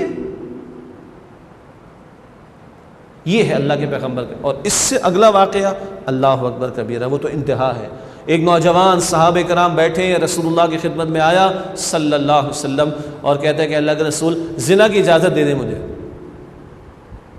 پہلے تو بتائیں کہ آج کے ٹھیٹ مذہبی ماحول کے اندر ہماری یوتھ کو بدتمیزی کے انداز میں نہیں، سیکھنے کے انداز میں، ڈسکشن کے انداز میں کتنی جگہ موقع ہے کہ وہ گفتگو کر سکتے ہو، اور ہمارے مذہبی نمائندگی کرنے والے حضرات میں کتنوں میں تحمل ہے کہ ان کی بات کو فیس کر سکے، سن سکے۔ صحابہ تو لرز گئے، کیا بات کرو تم اللہ کے رسول کی محفل میں؟ اللہ کے رسول نے اس کو بٹھایا، بیٹھو صلی اللہ علیہ وسلم، تمہیں زنا کی اجازت چاہیے؟ جی۔ اچھا بیٹا تم پسند کرو گے تمہاری والدہ کے ساتھ کوئی زنا کرے؟ بالکل نہیں۔ پھر سارے محرم رشتے گنوا دیے، بیٹی اور بہن، پھپھو، اور پسند کرو گے؟ نہیں۔ تو تم کسی کے ساتھ کرو، وہ کسی کی ماں، بیٹی، بہن نہیں ہوگی؟ سوچو اللہ کے بندے۔ اس کے دل پر اثر ہوا اور اس سے کہا اللہ کے رسول مجھے معاف کر دیں، میرے لیے دعا کریں۔ پھر جو بات ہے وہ کسی کو میسر نہیں آ سکتی۔ پھر کیا ہوا؟ اللہ کے رسول نے اپنا مبارک ہاتھ اس کے سینے پر رکھا، اللہ اس کو ہدایت عطا فرما دے۔ بہرحال وہ توبہ کر کے چلا گیا۔ سبحان اللہ، کتنا ہم میں حوصلہ ہے آج۔ جو بمبارڈمنٹ، ایک ڈرون حملے جو ہمارے جسموں کو مارتے ہیں، اور یہ جو سیکولرزم کے نام پر اور لادینیت کے نام پر اور دین بیزاری کے نام پر حملے، یہ پوری نسلوں کو مارتے ہیں، یہ روحوں کو مار دیتے ہیں۔ یہ سارے پریشرز ہیں، ان پریشرز میں ہمارا نوجوان کو پریشان، نوجوان کے اچھے خاصے پریشان ہو جاتے ہیں۔ تو بہرحال دین کا کام کرنے والوں کو تحمل کی بڑی ضرورت ہے۔ اللہ کے پیغمبر سے بڑھ کر کسی میں غیرت نہیں تھی صلی اللہ علیہ وسلم، غیرت دینی، مگر آپ کو وہاں ہمیں یہ بھی طرز عمل اسوہ میں ملتا ہے۔ اللہ کے پیغمبر پر وحی نازل ہوتی تھی صلی اللہ علیہ وسلم، مگر آپ نے صحابہ کرام سے مشورہ بھی ہمیشہ کیا ہے، اور امت کو یہ نمونہ دیا کہ اپنے معاملات کو مشوروں سے طے کیا کرو۔ اور اگلی بات وہ صلح حدیبیہ ہے، 1400 صحابہ حالت منتظرہ میں ویٹ اینڈ سی کی پوزیشن میں ہیں، اور اللہ کے پیغمبر فرماتے ہیں احرام کھول دو، کسی نے بھی احرام نہیں کھولا، مشہور واقعہ ہے۔ اس وقت کس نے مشورہ دیا تھا؟ بلکہ کس سے مشورہ کیا تھا؟ اللہ کے رسول نے۔ سارے 1400 صحابہ کرام ایک طرف، ام سلمہ اپنی بیوی زوجہ محترمہ سے مشورہ کیا، اور وہ اللہ کی بندی، انہوں نے کیا پیارا جواب دیا، آپ کھول دیں ایک جملہ سب کھول دیں گے، دوسرے جملہ اور تیسرا کام کیا ہو آپ نے کیا، سب نے کھول دیا، فنش، ختم۔ ہم اپنی بیویوں کو خاطر میں بھی لاتے ہیں، چپتی ہوئی بات، اور پیغمبر نے اپنی بیویوں سے مشورے کیے ہیں، پیغمبر پر وحی آ رہی ہے، پیغمبر صحابہ کرام سے مشورے کر رہے ہیں رضی اللہ تعالی عنہم اجمعین۔ یہ بھی تربیت آپ نے ہمیں عطا فرمائی ہے۔ خدمت خلق انتہائی سطح کی وہ بعد میں عرض کر دوں گا، لیکن انفرادی سطح کے معاملات میں بھی خدمت خلق کر کے دکھائی ہے رسول اللہ علیہ السلام نے۔ اور جو انقلابی ذہن رکھنے والے ساتھی وہ جملہ ذہن میں یہ بھی رکھیں، اگر آپ اور میں لوگوں کی چھوٹی چھوٹی تکلیف کو محسوس نہیں کر سکتے تو کیا جہنم والی تکلیف کے بارے میں کچھ احساس کریں گے ان کے لیے؟ آپ اور ہم لوگوں کے چھوٹے چھوٹے وہ معاملات جو میرے اور آپ کے بس میں ہیں کہ ہم کچھ کام آ سکیں، اس میں کچھ نہیں کر رہے یا نہ کر پائیں، تو جہنم جیسی آگ سے بچانے والی خدمت خلق کر سکیں گے؟ میرا خیال ہے مشکل کام ہوگا۔ مکے کی کنیزوں کا ذکر آتا ہے، اللہ کے پیغمبر کے پاس آتی اور کہتی کہ ہمارا فلاں کام کر دیں، بازار سے لا دیں۔ ان کنیزوں کو بھی تھوڑا سا سکون ملتا تھا تو رسول اللہ کے پاس صلی اللہ تعالیٰ علیہ وآلہ وسلم، تو آپ مکہ مکرمہ کا دور ہے، مکے کی کنیزوں کے بھی کام کر دیا کرتے تھے۔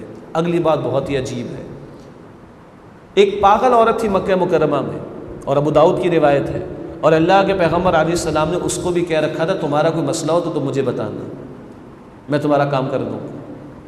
جس ذات کو اللہ نے وَرَبَّكَ فَكَبِّرْ اتنا اونچا کام دیا ہوا ہے، وہ یہ بھی کام کرتے ہوئے ہمیں دکھائی دیتے ہیں۔ ایک واقعہ بعض سیرت نگاروں نے لکھا ہے کہ اللہ کے رسول علیہ السلام حضرت بلال کے پاس جاتے ہیں، اور حضرت بلال کو جا کر کہتے ہیں کہ بلال تم چکی پیستے پیستے تھک گئے ہو گے، تو تم تھوڑا آرام کر لو، میں تمہاری چکی پیس دیتا ہوں۔ غلاموں کی کوئی حیثیت نہیں تھی اس معاشرے میں، تو بلال کا دل تو جیت لیا نا اللہ کے رسول نے علیہ السلام، تم تھوڑا آرام کر لو، میں تمہاری چکی پیس دیتا ہوں۔ یہ اللہ کے پیغمبر علیہ السلام کا طرز عمل ہے۔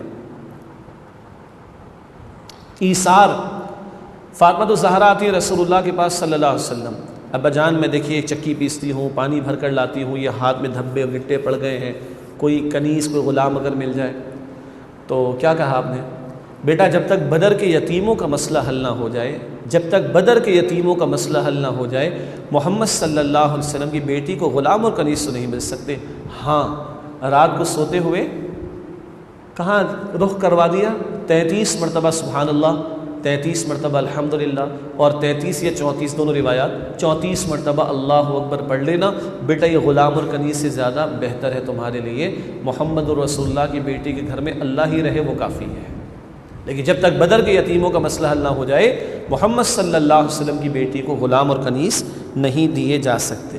غموں کا مسئلہ بہت ہیں آج ہمارے غم، میں عرض کر چکا ہوں کہ رسول اللہ کے غم بھی دیکھ لیں کوئی، اور وہ غم اگر ہمارے سامنے ہوں تو اللہ کی قسم یہ ہماری دنیا کے بڑے بڑے غم بہت ہی چھوٹے چھوٹے ہمیں محسوس ہوں گے۔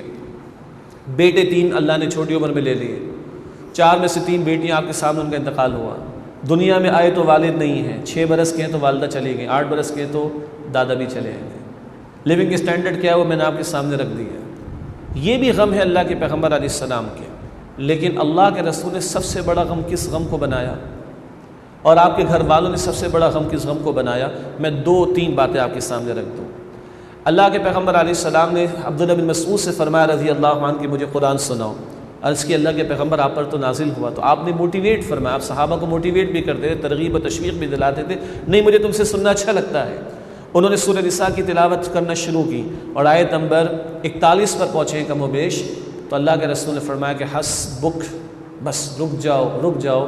اور عبداللہ کہتے ہیں میں نے نگاہ اٹھا کر دیکھا تو اللہ کے رسول کی آنکھوں میں آنسو تھے، اور اللہ کے رسول علیہ السلام کی داڑھی مبارک آنسوں سے تر ہے۔ کیوں؟ الفاظ کیا تھے؟ فَكَيْفَ إِذَا جِئْنَا مِن كُلِّ أُمَّةٍ بِشَهِيدٍ وَجِئْنَا بِكَ عَلَىٰ هَٰؤُلَاءِ شَهِيدًا۔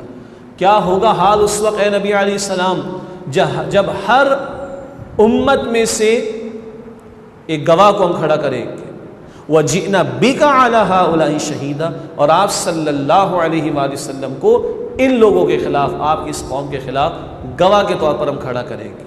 اس پر اللہ کے رسول روئے ہیں، مجھے اپنوں کے خلاف گواہی دینی ہوگی۔ اے اللہ میں نے تو ان کو پیغام پہنچا دیا تھا، اب تو ان سے پوچھ کہ انہوں نے کیا کیا ہے۔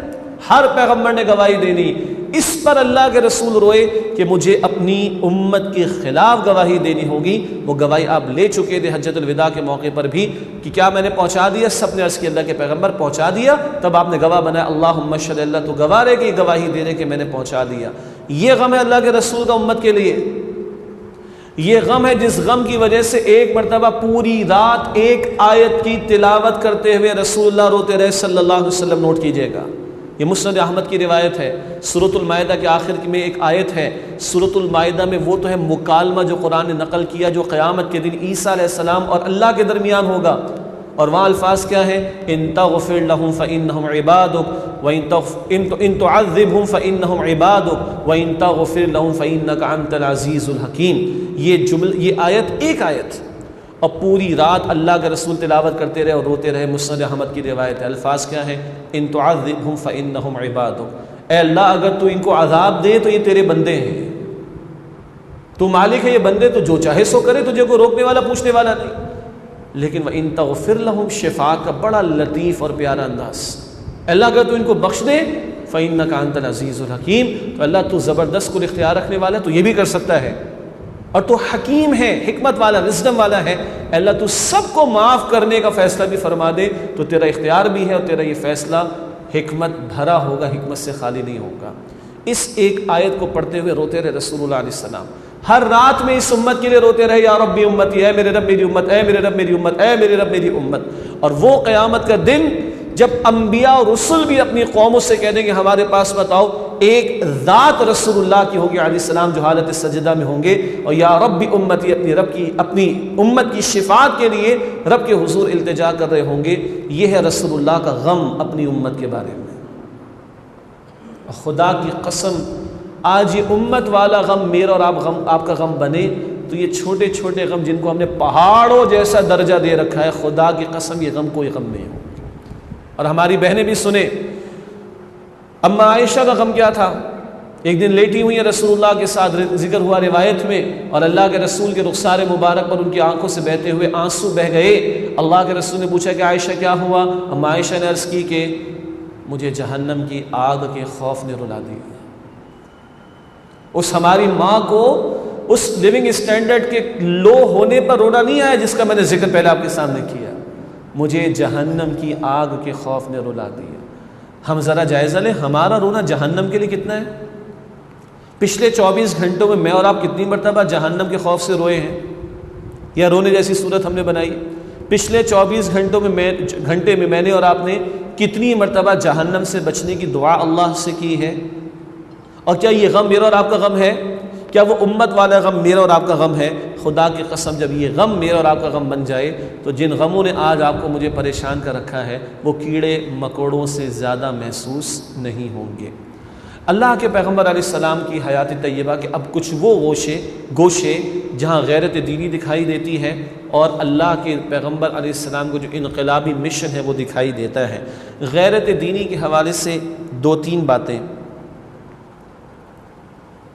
اما عائشہ فرماتی رضی اللہ تعالی عنہ، اللہ کے رسول مکرم علیہ السلام نے کبھی اپنی ذات کے لیے کسی سے انتقام نہیں لیا، اور ذاتی معاملات میں کبھی آپ کو غصہ نہیں آتا تھا، لیکن جب اللہ کی حدود میں سے کوئی حد ٹوٹتی تھی تو سب سے زیادہ غصہ اللہ کے رسول کو آتا تھا صلی اللہ علیہ وآلہ وسلم۔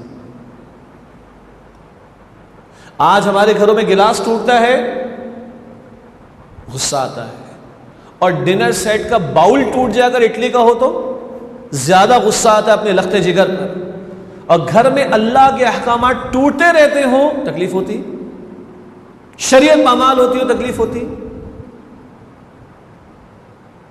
نہیں ہوتی۔ ہمارا موضوع ہے اسوہ رسول اور ہم صلی اللہ علیہ وسلم، غور کرنے کی ضرورت ہے۔ سب سے زیادہ غصہ کسے آتا؟ رسول اللہ کو۔ کب؟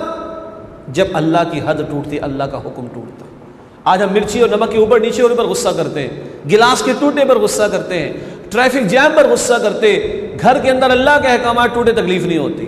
اور پورے ملک میں سود کا نظام جاری رہے، پریشانی نہیں، بے حیائی کے دھندے کھلے عام جاری رہے، پریشانی نہیں، شراب پہلے بکتی تھی اب سرو ہوتی ہے شادی بیاہ کی تقریبات کے اندر کھلے عام، پریشانی نہیں، خاموشی سے کوئی کونے میں جا کے بیٹھے تو میں تو نہیں پی رہا نا، اللہ اکبر کبیرہ، گوارا کر لیتے ہو بیٹھنا وہاں پر، کیا کرے، بزنس کا مسئلہ بھی تو، ریلیشن بلڈنگ بھی تو کرنی، اللہ اکبر کبیرہ۔ پیغمبر کو غصہ کب آتا ہے؟ جب اللہ کی حد ٹوٹتی تھی، ذاتی معاملات میں آپ نے کبھی انتقام نہیں لیا، یہ عائشہ فرما رہی رضی اللہ تعالیٰ عنہ۔ پھر وہ مشہور واقعہ، ایک فاطمہ نامی عورت نے چوری کی، سفارش آ گئی، بڑے گھر کی ہے، بڑے خاندان کے قبیلے کی ہے، اللہ کے رسول کا چہرہ سرخ ہو گیا، دینی غیرت، غصہ کب آ رہا ہے؟ دین کی وجہ سے، اللہ کے رسول کا چہرہ سرخ ہو گیا، آپ علیہ السلام نے فرمایا یاد رکھنا تو اس سے پچھلی قومیں اس لیے ہلاک و برباد ہوئی کہ جب چھوٹا جرم کرتا تو اسے سزا دیتے اور بڑا جرم کرتا تو اسے چھوڑ دیتے۔ اللہ کی قسم، اللہ اکبر، اللہ کی قسم، اگر فاطمہ بنت محمد صلی اللہ علیہ وسلم نے بھی بالفرض اگر چوری کی ہوتی تو اس کے بھی ہاتھ کاٹنے کا میں حکم دے دیتا۔ یہ غیرت دینی کا تقاضا۔ اچھا، اللہ کے رسول علیہ السلام نے فتح مکہ کے موقع پر سب کو معاف کر دیا، عمومی بات یہی ہے، اور بالکل اپنی جان کے دشمنوں کو بھی معاف کر دیا، اور آپ کا پورا اختیار تھا اور آپ نے معاف کر دیا۔ مگر لوگ یہ بتاتے ہوئے جھجکتے ہیں کہ 16-17 افراد کے نام لے کر رسول اللہ نے یہ بھی بتایا کہ یہ کعبے کے پردے میں لپٹے ہوئے بھی ملے تو ان کو نکال کر قتل کرنا، یہ نہیں بتایا جاتا، بخاری کی حدیث۔ اور ابن خدل کو اور اس کی 2 کنیزوں کو وہاں سے نکال کر اس دن قتل کیا گیا ہے، یہ غیرت دینی کا تقاضا۔ کعب بن اشرف یہودیوں کا سردار تھا، بخاری میں پوری تفصیلی روایت ہے، اور کسی کو اس دور میں ٹارگٹ کلنگ دیکھنی ہے تو یہ واقعہ پڑھ لیں، صحابہ نے ٹارگٹ کر کے، بلیو می، نئی شادی ہوئی تھی، اس کو دھوکے سے بلایا، اس کی گردن اڑائی صحابہ کرام نے، کیونکہ اللہ کے رسول نے کہا تھا کون اس سے مجھے نجات دلائے گا، گستاخ تھا یہ شخص، اور اس کا قتل کرنے کا حکم اللہ کے رسول نے دیا، بخاری کی حدیث۔ ابو رافع یہ یہودی تھا، ایک بڑا تھا، یہ خیبر کے علاقے میں، اللہ کے رسول نے جماعت بھیجی صحابہ کرام کی جو قتل کر کے آئے اس کو۔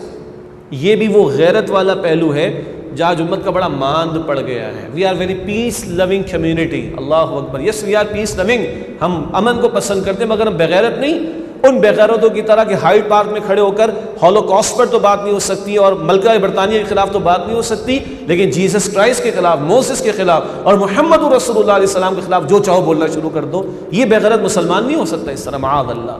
آج یہ بھی ماند پڑ جائے ہماری، کچھ وہ لوگ تم لوگ مسلمان جذباتی ہو جاتے ہو، وہ بھائی یہ ایمان کا تقاضا ہے، البتہ ایمان کے تقاضوں کے اظہار میں اپنے بھائی بندوں کی گاڑیاں نہیں توڑنی، اپنے ان کے شیشے نہیں توڑنے دکانوں کے، مگر کچھ بھی مسلمان کو نہ ہو تو یہ کوئی اسلام نہیں ہے، یہ کوئی پیس لوننگ کمیونٹی نہیں ہے۔ پیس لوننگ ضرور ہونا چاہیے، جیسے کبھی آرمی والے کرتے نا ایکسپو کے اندر، arms for peace, weapons for peace, weapons کی ضرورت ہے امن کے لیے، یہ ہم امن پسند لوگ ہیں، لیکن ایمانداری بھی ہونی چاہیے اور غیرت دینی بھی ہونی چاہیے۔ خیر، یہ موضوع ایک ایسا ہے کہ فوراً ایک مسلمان جذباتی ہو جاتا ہے، لیکن ہم بغیرت نہیں ہو سکتے ان بغیرتوں کی طرح جہاں ڈبل اسٹینڈرڈز ہیں، فریڈم آف اسپیچ کے نام پر پیغمبر کو برا بھلا کہنے کی اجازت ہے معاذ اللہ، لیکن ہولوکاسٹ پر بات نہیں کی جا سکتی، وہ جرم ہے، ملکہ کے خلاف بات نہیں کی جا سکتی، وہ جرم ہے، معاذ اللہ ثم معاذ اللہ۔ اگلی بات، اللہ کے پیغمبر علیہ السلام کی ایک ایک ادا مبارک ہے، ایک ایک سنت مبارک ہے، ہم کسی سنت کو چھوٹا نہ کہیں، سنتیں چھوٹی نہیں ہوا کرتی، ہر سنت قیمتی ہے۔ ہم قائل ہیں کہ نبی علیہ السلام کی ایک ایک ادا کی پیروی کی ہم سب کو کوشش کرنی چاہیے۔ بلکہ میں شیئر کروں آپ سے، ایک مفتی صاحب سے پوچھا گیا کہ ہم میں اور صحابہ کرام میں کیا فرق ہے، تو بہت سا فرق ہے، ہمیں بنیادی باتیں معلوم بھی ہیں۔ ساری امت ترازو کے ایک پلڑے میں رکھ دیں، صحابی کوئی نہ ہو، ساری امت ترازو کے ایک پلڑے میں رکھ دیں، اور دوسرے پلڑے میں ایک ادنا ترین صحابی جنہیں رسول اللہ کا دیدار میسر و صحبت میسر آ گئی تھی، ایک ادنا ترین صحابی کو دوسرے پلڑے میں رکھ دیں، یہ پلڑا بھاری ہوگا۔ یہ عقائد کی کتابوں میں سمجھایا جاتا ہے، تو بہت فرق ہے۔ مگر ان مفتی صاحب نے آج کے تناظر میں بڑی اچھی بات کی، وہ یہ کہ بیٹا ہم میں اور صحابہ کرام میں ایک فرق یہ بھی ہے کہ صحابہ نبی صلی اللہ علیہ وسلم کی ایک ایک ادا کو سنت سمجھ کر اپناتے تھے۔ صحابہ نبی صلی اللہ علیہ وسلم کی ایک ایک ادا کو سنت سمجھ کر اپناتے تھے، آج ہم نبی علیہ السلام کی ایک ایک ادا کو سنت کہہ کر چھوڑ دیتے ہیں۔ فرض تو نہیں ہے نا، یہ فرق ہے، سمجھ آیا؟ صحابہ ایک ایک عمل اور ایک ایک ادا کو اپناتے تو وہ صحابہ کرام ٹھہرے سنت سمجھ کر، اور ہمارا رویہ عام یہ بن چکا ہے کہ ایک ایک ادا کو سنت کہہ کر ہم چھوڑ دیتے ہیں۔ اللہ ہمیں محفوظ رکھے۔ ایک ایک ادا قیمتی ہے، البتہ انگلش میں ہم کہتے ہیں never settle for the race, never settle for the less. میں اس کیا کرتا ہوں، rather go for the best, اور خوب سے خوب تر کی تلاش۔ تو وہ خوب ترین طرز عمل کیا ہے جو 23 برس رسول اللہ کی زندگی میں دکھائی دیتا ہے؟ یہ آخری سب ٹاپک ہے جو میں آپ کے سامنے رکھنا چاہوں گا، وہ ہے دعوت دین کا عمل اور نفاذ دین کی جد و جہد کی محنت۔ مکے کے 13 برس قرآن کی تلوار آپ کو ملے گی دعوت کے کام کے لیے، اور ایک جماعت کی تیاری ملے گی اس قرآن کی دعوت و تربیت کے نتیجے میں، اور مدنی دور میں اس جماعت کو آپ نے بدر میں بھی اتارا، احد میں بھی وہ جماعت کھڑی ہوئی، اور فتح مکہ کا معاملہ بھی ہوا اور اللہ کا دین غالب ہوا۔ یہ وہ کام ہے جو امت کے ذمے ہے آج، اور امت نے یہ کام چھوڑا ہے تو آج امت ذبو حالی کا شکار ہے۔ جس دور سے آپ اور میں گزر رہے ہیں، جو مسلمانوں پر بیت رہی ہے، وہ ہمارے سامنے ہے۔ ہر ادا نبی کی مبارک اور قیمتی ہے۔ ہاں، کسی نے خوب کہا کہ کبھی طائف خوشبو لگانا بھی مبارک ہے، مگر کبھی طائف کی گلیوں میں جا کر بھی خوشبو لگانا پڑے گی۔ مسواک کرنا بھی مبارک، لیکن کبھی احد کے میدان میں جا کر بھی مسواک کرنی ہوگی۔ ہر عمل جو نبی سے ثابت مبارک، مگر استاد محترم ڈاکٹر اسرار احمد صاحب نے ایک سخت بات کہی، بہرحال ان کو زیب بھی دیتی تھی، ان کی شخصیت تھی، ان کی ایک شخصیت اور ان کا ایک مقام تھا الحمدللہ۔ ایک سخت بات کیا کہی؟ سوچو، جب اللہ کے پیغمبر احد کے میدان میں کھڑے تھے اور آپ کا مقدس ترین خون بہایا جا رہا تھا، 70 صحابہ کے لاشیں آپ نے اٹھائے تھے، اپنے چچا جان امیر حمزہ رضی اللہ تعالی عنہ کا لاشا بھی دیکھا جن کا کلیجہ نکال کر چبایا گیا تھا۔ اس وقت کوئی مسجد نبوی میں اگر بیٹھا ہوتا، اعتکاف کر کے بیٹھا ہوتا، نفلیں ادا، میں ایڈ کر رہا ہوں، نفلیں ادا کر رہا ہوتا، تلاوت قرآن کر رہا ہوتا، درود و سلام پڑھ رہا ہوتا، دعائیں کر رہا ہوتا، کیا یہ اعمال مقبول ہوتے؟ کیا خیال ہے؟ نبی کدھر، تم کدھر؟ تم اپنے انفرادی معمولات میں ہی مطمئن اور مگن، اور اللہ کا پیغمبر اپنا خون پیش کر اللہ کی راہ میں احد کے میدان کے اندر۔ کیا حب رسول کا یہ تقاضا اس وقت ہوتا کہ تم مسجد میں بیٹھے، اور وہ بھی مسجد نبوی، نوافل، تلاوت، اعتکاف، درود و سلام، دعائیں اور استغفار؟ نہیں بھائی۔ تو آج کیا امت بھی چند اعمال تک محدود ہے؟ خوشبو 10-10 ہزار روپے کی خریدی جا رہی، امامہ شریفی 5-5 10-10 ہزار روپے کا پہنا جا رہا ہے، میٹھوں کی لائنیں لگی ہوئی ہیں، دیگوں کی لائنیں لگی ہوئی ہیں، اور اے خاصان رسول وقت دعا ہے، امت پہ تیری آ کے آج اب وقت پڑا ہے، وہ دین جو بڑی شان سے نکلا تھا وطن سے، پردیس میں وہ آج غریب الغربا ہے۔ یاد کیجئے، اللہ کے رسول کو تفصیلی بیان کر رہا، گھر والوں کو بھی دعوت دی ہے، خاندان والوں کو بھی دعوت دی ہے، ابو جہل کے بھی دروازے پر بار بار گئے، ابو لہب کو بھی بار بار جا کر سمجھایا ہے، کوہ صفا پر کھڑے ہو کر علل اعلان بھی دعوت دی ہے، مکے میں لگنے والے عکاس کے میلے، ایکسپو ٹائپ ہوتی تھی آج کے اعتبار سے، ان میلوں میں جا جا کر بھی دعوت دی ہے، حج پر آنے والوں کو جا جا کر دعوت دی مینا کی گھاٹیوں کے اندر۔ اسی محنت کے دوران اللہ کے رسول کو خاندان سمیت 3 برس شیب ابی طالب میں محصور بھی کیا گیا، مقید بھی کیا گیا۔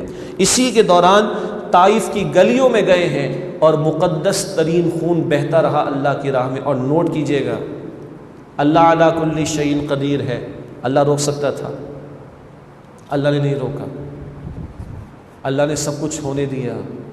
کیوں؟ امت نے بعد میں کام کرنا تھا۔ کل کوئی امت ہی کھڑا ہو کر یہ نہ کہ بڑی مشکل ہے باتیں، بڑا مشکل ہے مسئلہ، بڑے مشکل ہیں حالات، اللہ کے بعد سب سے بڑی ہستی کا خون بہہ رہا ہے طائف کی گلیوں میں، یہ بھی ہوا۔ اور آپ اور میں روٹی آنکھوں سے بیت اللہ جاتے ہیں دیدار کرنے کے لیے، آپ کے میرے پیغمبر علیہ السلام نے روتی آنکھوں کے ساتھ بیت اللہ کو الوداع کہا ہے ہجرت کی رات، مکہ کو الوداع کہا ہے، رب کے گھر کو، اور نبی نے اس شہر کو چھوڑا ہے اس دین کی دعوت کے کام کے دوران۔ پھر بدر کا بھی میدان ہے اور احد کی بھی رات میدان ہے، اور احزاب میں بھی پیٹ پر پتھر بندھے ہوئے۔ یہ جو ہم نے آیت شروع میں تلاوت کی، لقد کان لکم فی رسول اللہ اسوۃ حسنہ، یقیناً تمہارے لیے رسول اللہ صلی اللہ علیہ وسلم کی زندگی میں بہترین نمونہ موجود ہے، یہ سورہ احزاب کی آیت نمبر 21 ہے، جہاں سورہ احزاب کے رکوع نمبر 2 اور 3 میں غزوہ احزاب بیٹل آف ٹرنچز کا بیان ہے۔ ان دو رکوعوں کے درمیان میں یہ آیت آ رہی ہے۔ صحابی آتے اپنا پیٹ قمیص ہٹا کر دکھاتے، اللہ کے پیغمبر میں نے بھوک کو دبانے کے لیے، برداشت کرنے کے لیے پتھر باندھا ہوا ایک، آپ نے کچھ کہا نہیں، اپنی قمیص ہٹا کر دکھائی، وہاں 2 پتھر بندھے ہوئے ہیں۔ خندق کی کھدائی میں اللہ کے پیغمبر بھی شریک ہیں، تب یہ آیت آتی ہے لقد کان لکم فی رسول اللہ اسوۃ حسنہ، تمہارے لیے رسول اللہ کی زندگی میں بہترین نمونہ موجود ہے۔ اب یہ دعوت دین کا کام، اب یہ نفاذ دین کی جد و جہد کا کام، یہ امت کی ذمہ داری ہے۔ بس آخری 2 منٹ آپ کے میں لے رہا ہوں۔ اس جد و جہد سے مجھے اور آپ کو نسبت کتنی ہے؟ آج نبی نے تو خون دیا اپنا طائف میں اور احد میں، صحابہ کے لاشیں اٹھائے ہیں۔ آج آپ کے پاس، میرے پاس، بلکہ پہلے میں اور آپ، میرے اور آپ کے پاس دین کو دینے کے لیے وقت ہے؟ مال، اولاد، صلاحیتیں، تعلقات، کچھ لگ رہا ہے وہاں خون بہا، ادھر پسینہ بھی گرتا ہے کہ نہیں؟ اللہ کے پیغمبر کی گھر والیوں نے اس پورے مشن میں فاقے برداشت کیے، تو ہمارا گھرانہ اس رخ پر کچھ ہے کہ نہیں؟ یہ آپ کے میرے پیغمبر کی 23 برس کی محنت ہے، 23 برس کی ادائیں ہیں، 23 برس کا عمل ہے، 23 برس کا اسوہ ہے، 23 برس کا کام ہے۔ کل اگر پیغمبر سے سامنا ہوا، اللہ ہمیں ان کی شفاعت عطا فرمائے، ان کے ہاتھ جام کوثر پینا نصیب فرمائے، مگر اگر روش کچھ اور تھی اور وہ سوال کر لے کہ اے میرے امتی، تیری زندگی زیادہ قیمتی تھی یا میری؟ تیری جان زیادہ قیمتی تھی یا میری جان اور میرے صحابہ کی؟ تیرا مال زیادہ قیمتی تھا یا میرا اور میرے صحابہ کا یا میرے گھر والوں کا؟ تیرے گھر والے زیادہ قیمتی تھے یا میرے گھر والے؟ تیرا مقصد زندگی کیا تھا؟ وہ اہم تھا یا میرا مشن اور میرا مقصد؟ اگر کل اللہ کے رسول سے سامنا، سوچئے کہ تنہائی میں بیٹھ کر، اللہ مجھے بھی توفیق دے، ہم جواب دے سکیں گے؟ ہم جواب دے سکیں گے؟ یہ بہت بڑا سوال ہے۔ اللہ سے میں دعا کرتا ہوں کہ اللہ احساس زیاں مجھے بھی اور آپ کو بھی عطا فرمائے، اور اللہ ہمیں باقاعدہ اللہ کے پیغمبر کی سیرت کا مطالعہ کرنے کی بھی توفیق دے، ان کی محبت بھی عطا فرمائے، ان پر سچا ایمان بھی عطا فرمائے، ان کی زندگی کو ہم پڑھیں، ان کے معمولات کو کسی درجے میں رخ تو وہ ہونا، وہ تو بہت بڑی ہستی، مگر اللہ نے نمونہ ان کو ہی دیا ہے، نسبت تو لگے کہ ہاں یہ امتی ہے محمد رسول اللہ صلی اللہ علیہ وسلم کا۔ تو اللہ شب و روز کے معاملات میں بھی ہمیں اس کی توفیق عطا فرمائے۔ وہ 2 پہلو رہ گئے، بس وقت نہیں ہے، اللہ کے رسول کی فکر آخرت کا معاملہ اور اللہ کے رسول علیہ السلام کا اللہ کے ساتھ تعلق۔ تو ایک ہی بات جو بالکل آخری جملہ آپ کی حیات طیبہ کا، جب دنیا سے گئے ہیں تو ذوق و شوق کتنا ہے؟ اللہم فی الرفیق الاعلیٰ، اے اللہ تیری طرف کہ تو ہی سب سے بڑا دوست ہے۔ کسی کو دوست نہیں بنایا، ابو بکر کو بھی نہیں بنایا، حدیث تفصیل میں ہے، بیان نہیں کر رہا، اللہ ہی کو دوست بنایا، اسی کو راضی کرنا، اسی سے جا ملنا، اسی کی طلب و تڑپ پوری زندگی تھی۔ ان صلاتی و نسکی و محیای و مماتی للہ رب العالمین، بے شک میری نماز، میری قربانی، میرا جینا، میرا مرنا اللہ کے لیے جو تمام جہانوں کا رب ہے۔ یہ ساری زندگی کا حاصل کہ اللہ راضی ہو کر اپنی رضا کا اعلان بھی فرما دے اور جنت الفردوس میں ہم سب کو جگہ عطا فرما دے، آمین یا رب العالمین۔ وآخر دعوانا الحمد للہ رب العالمین۔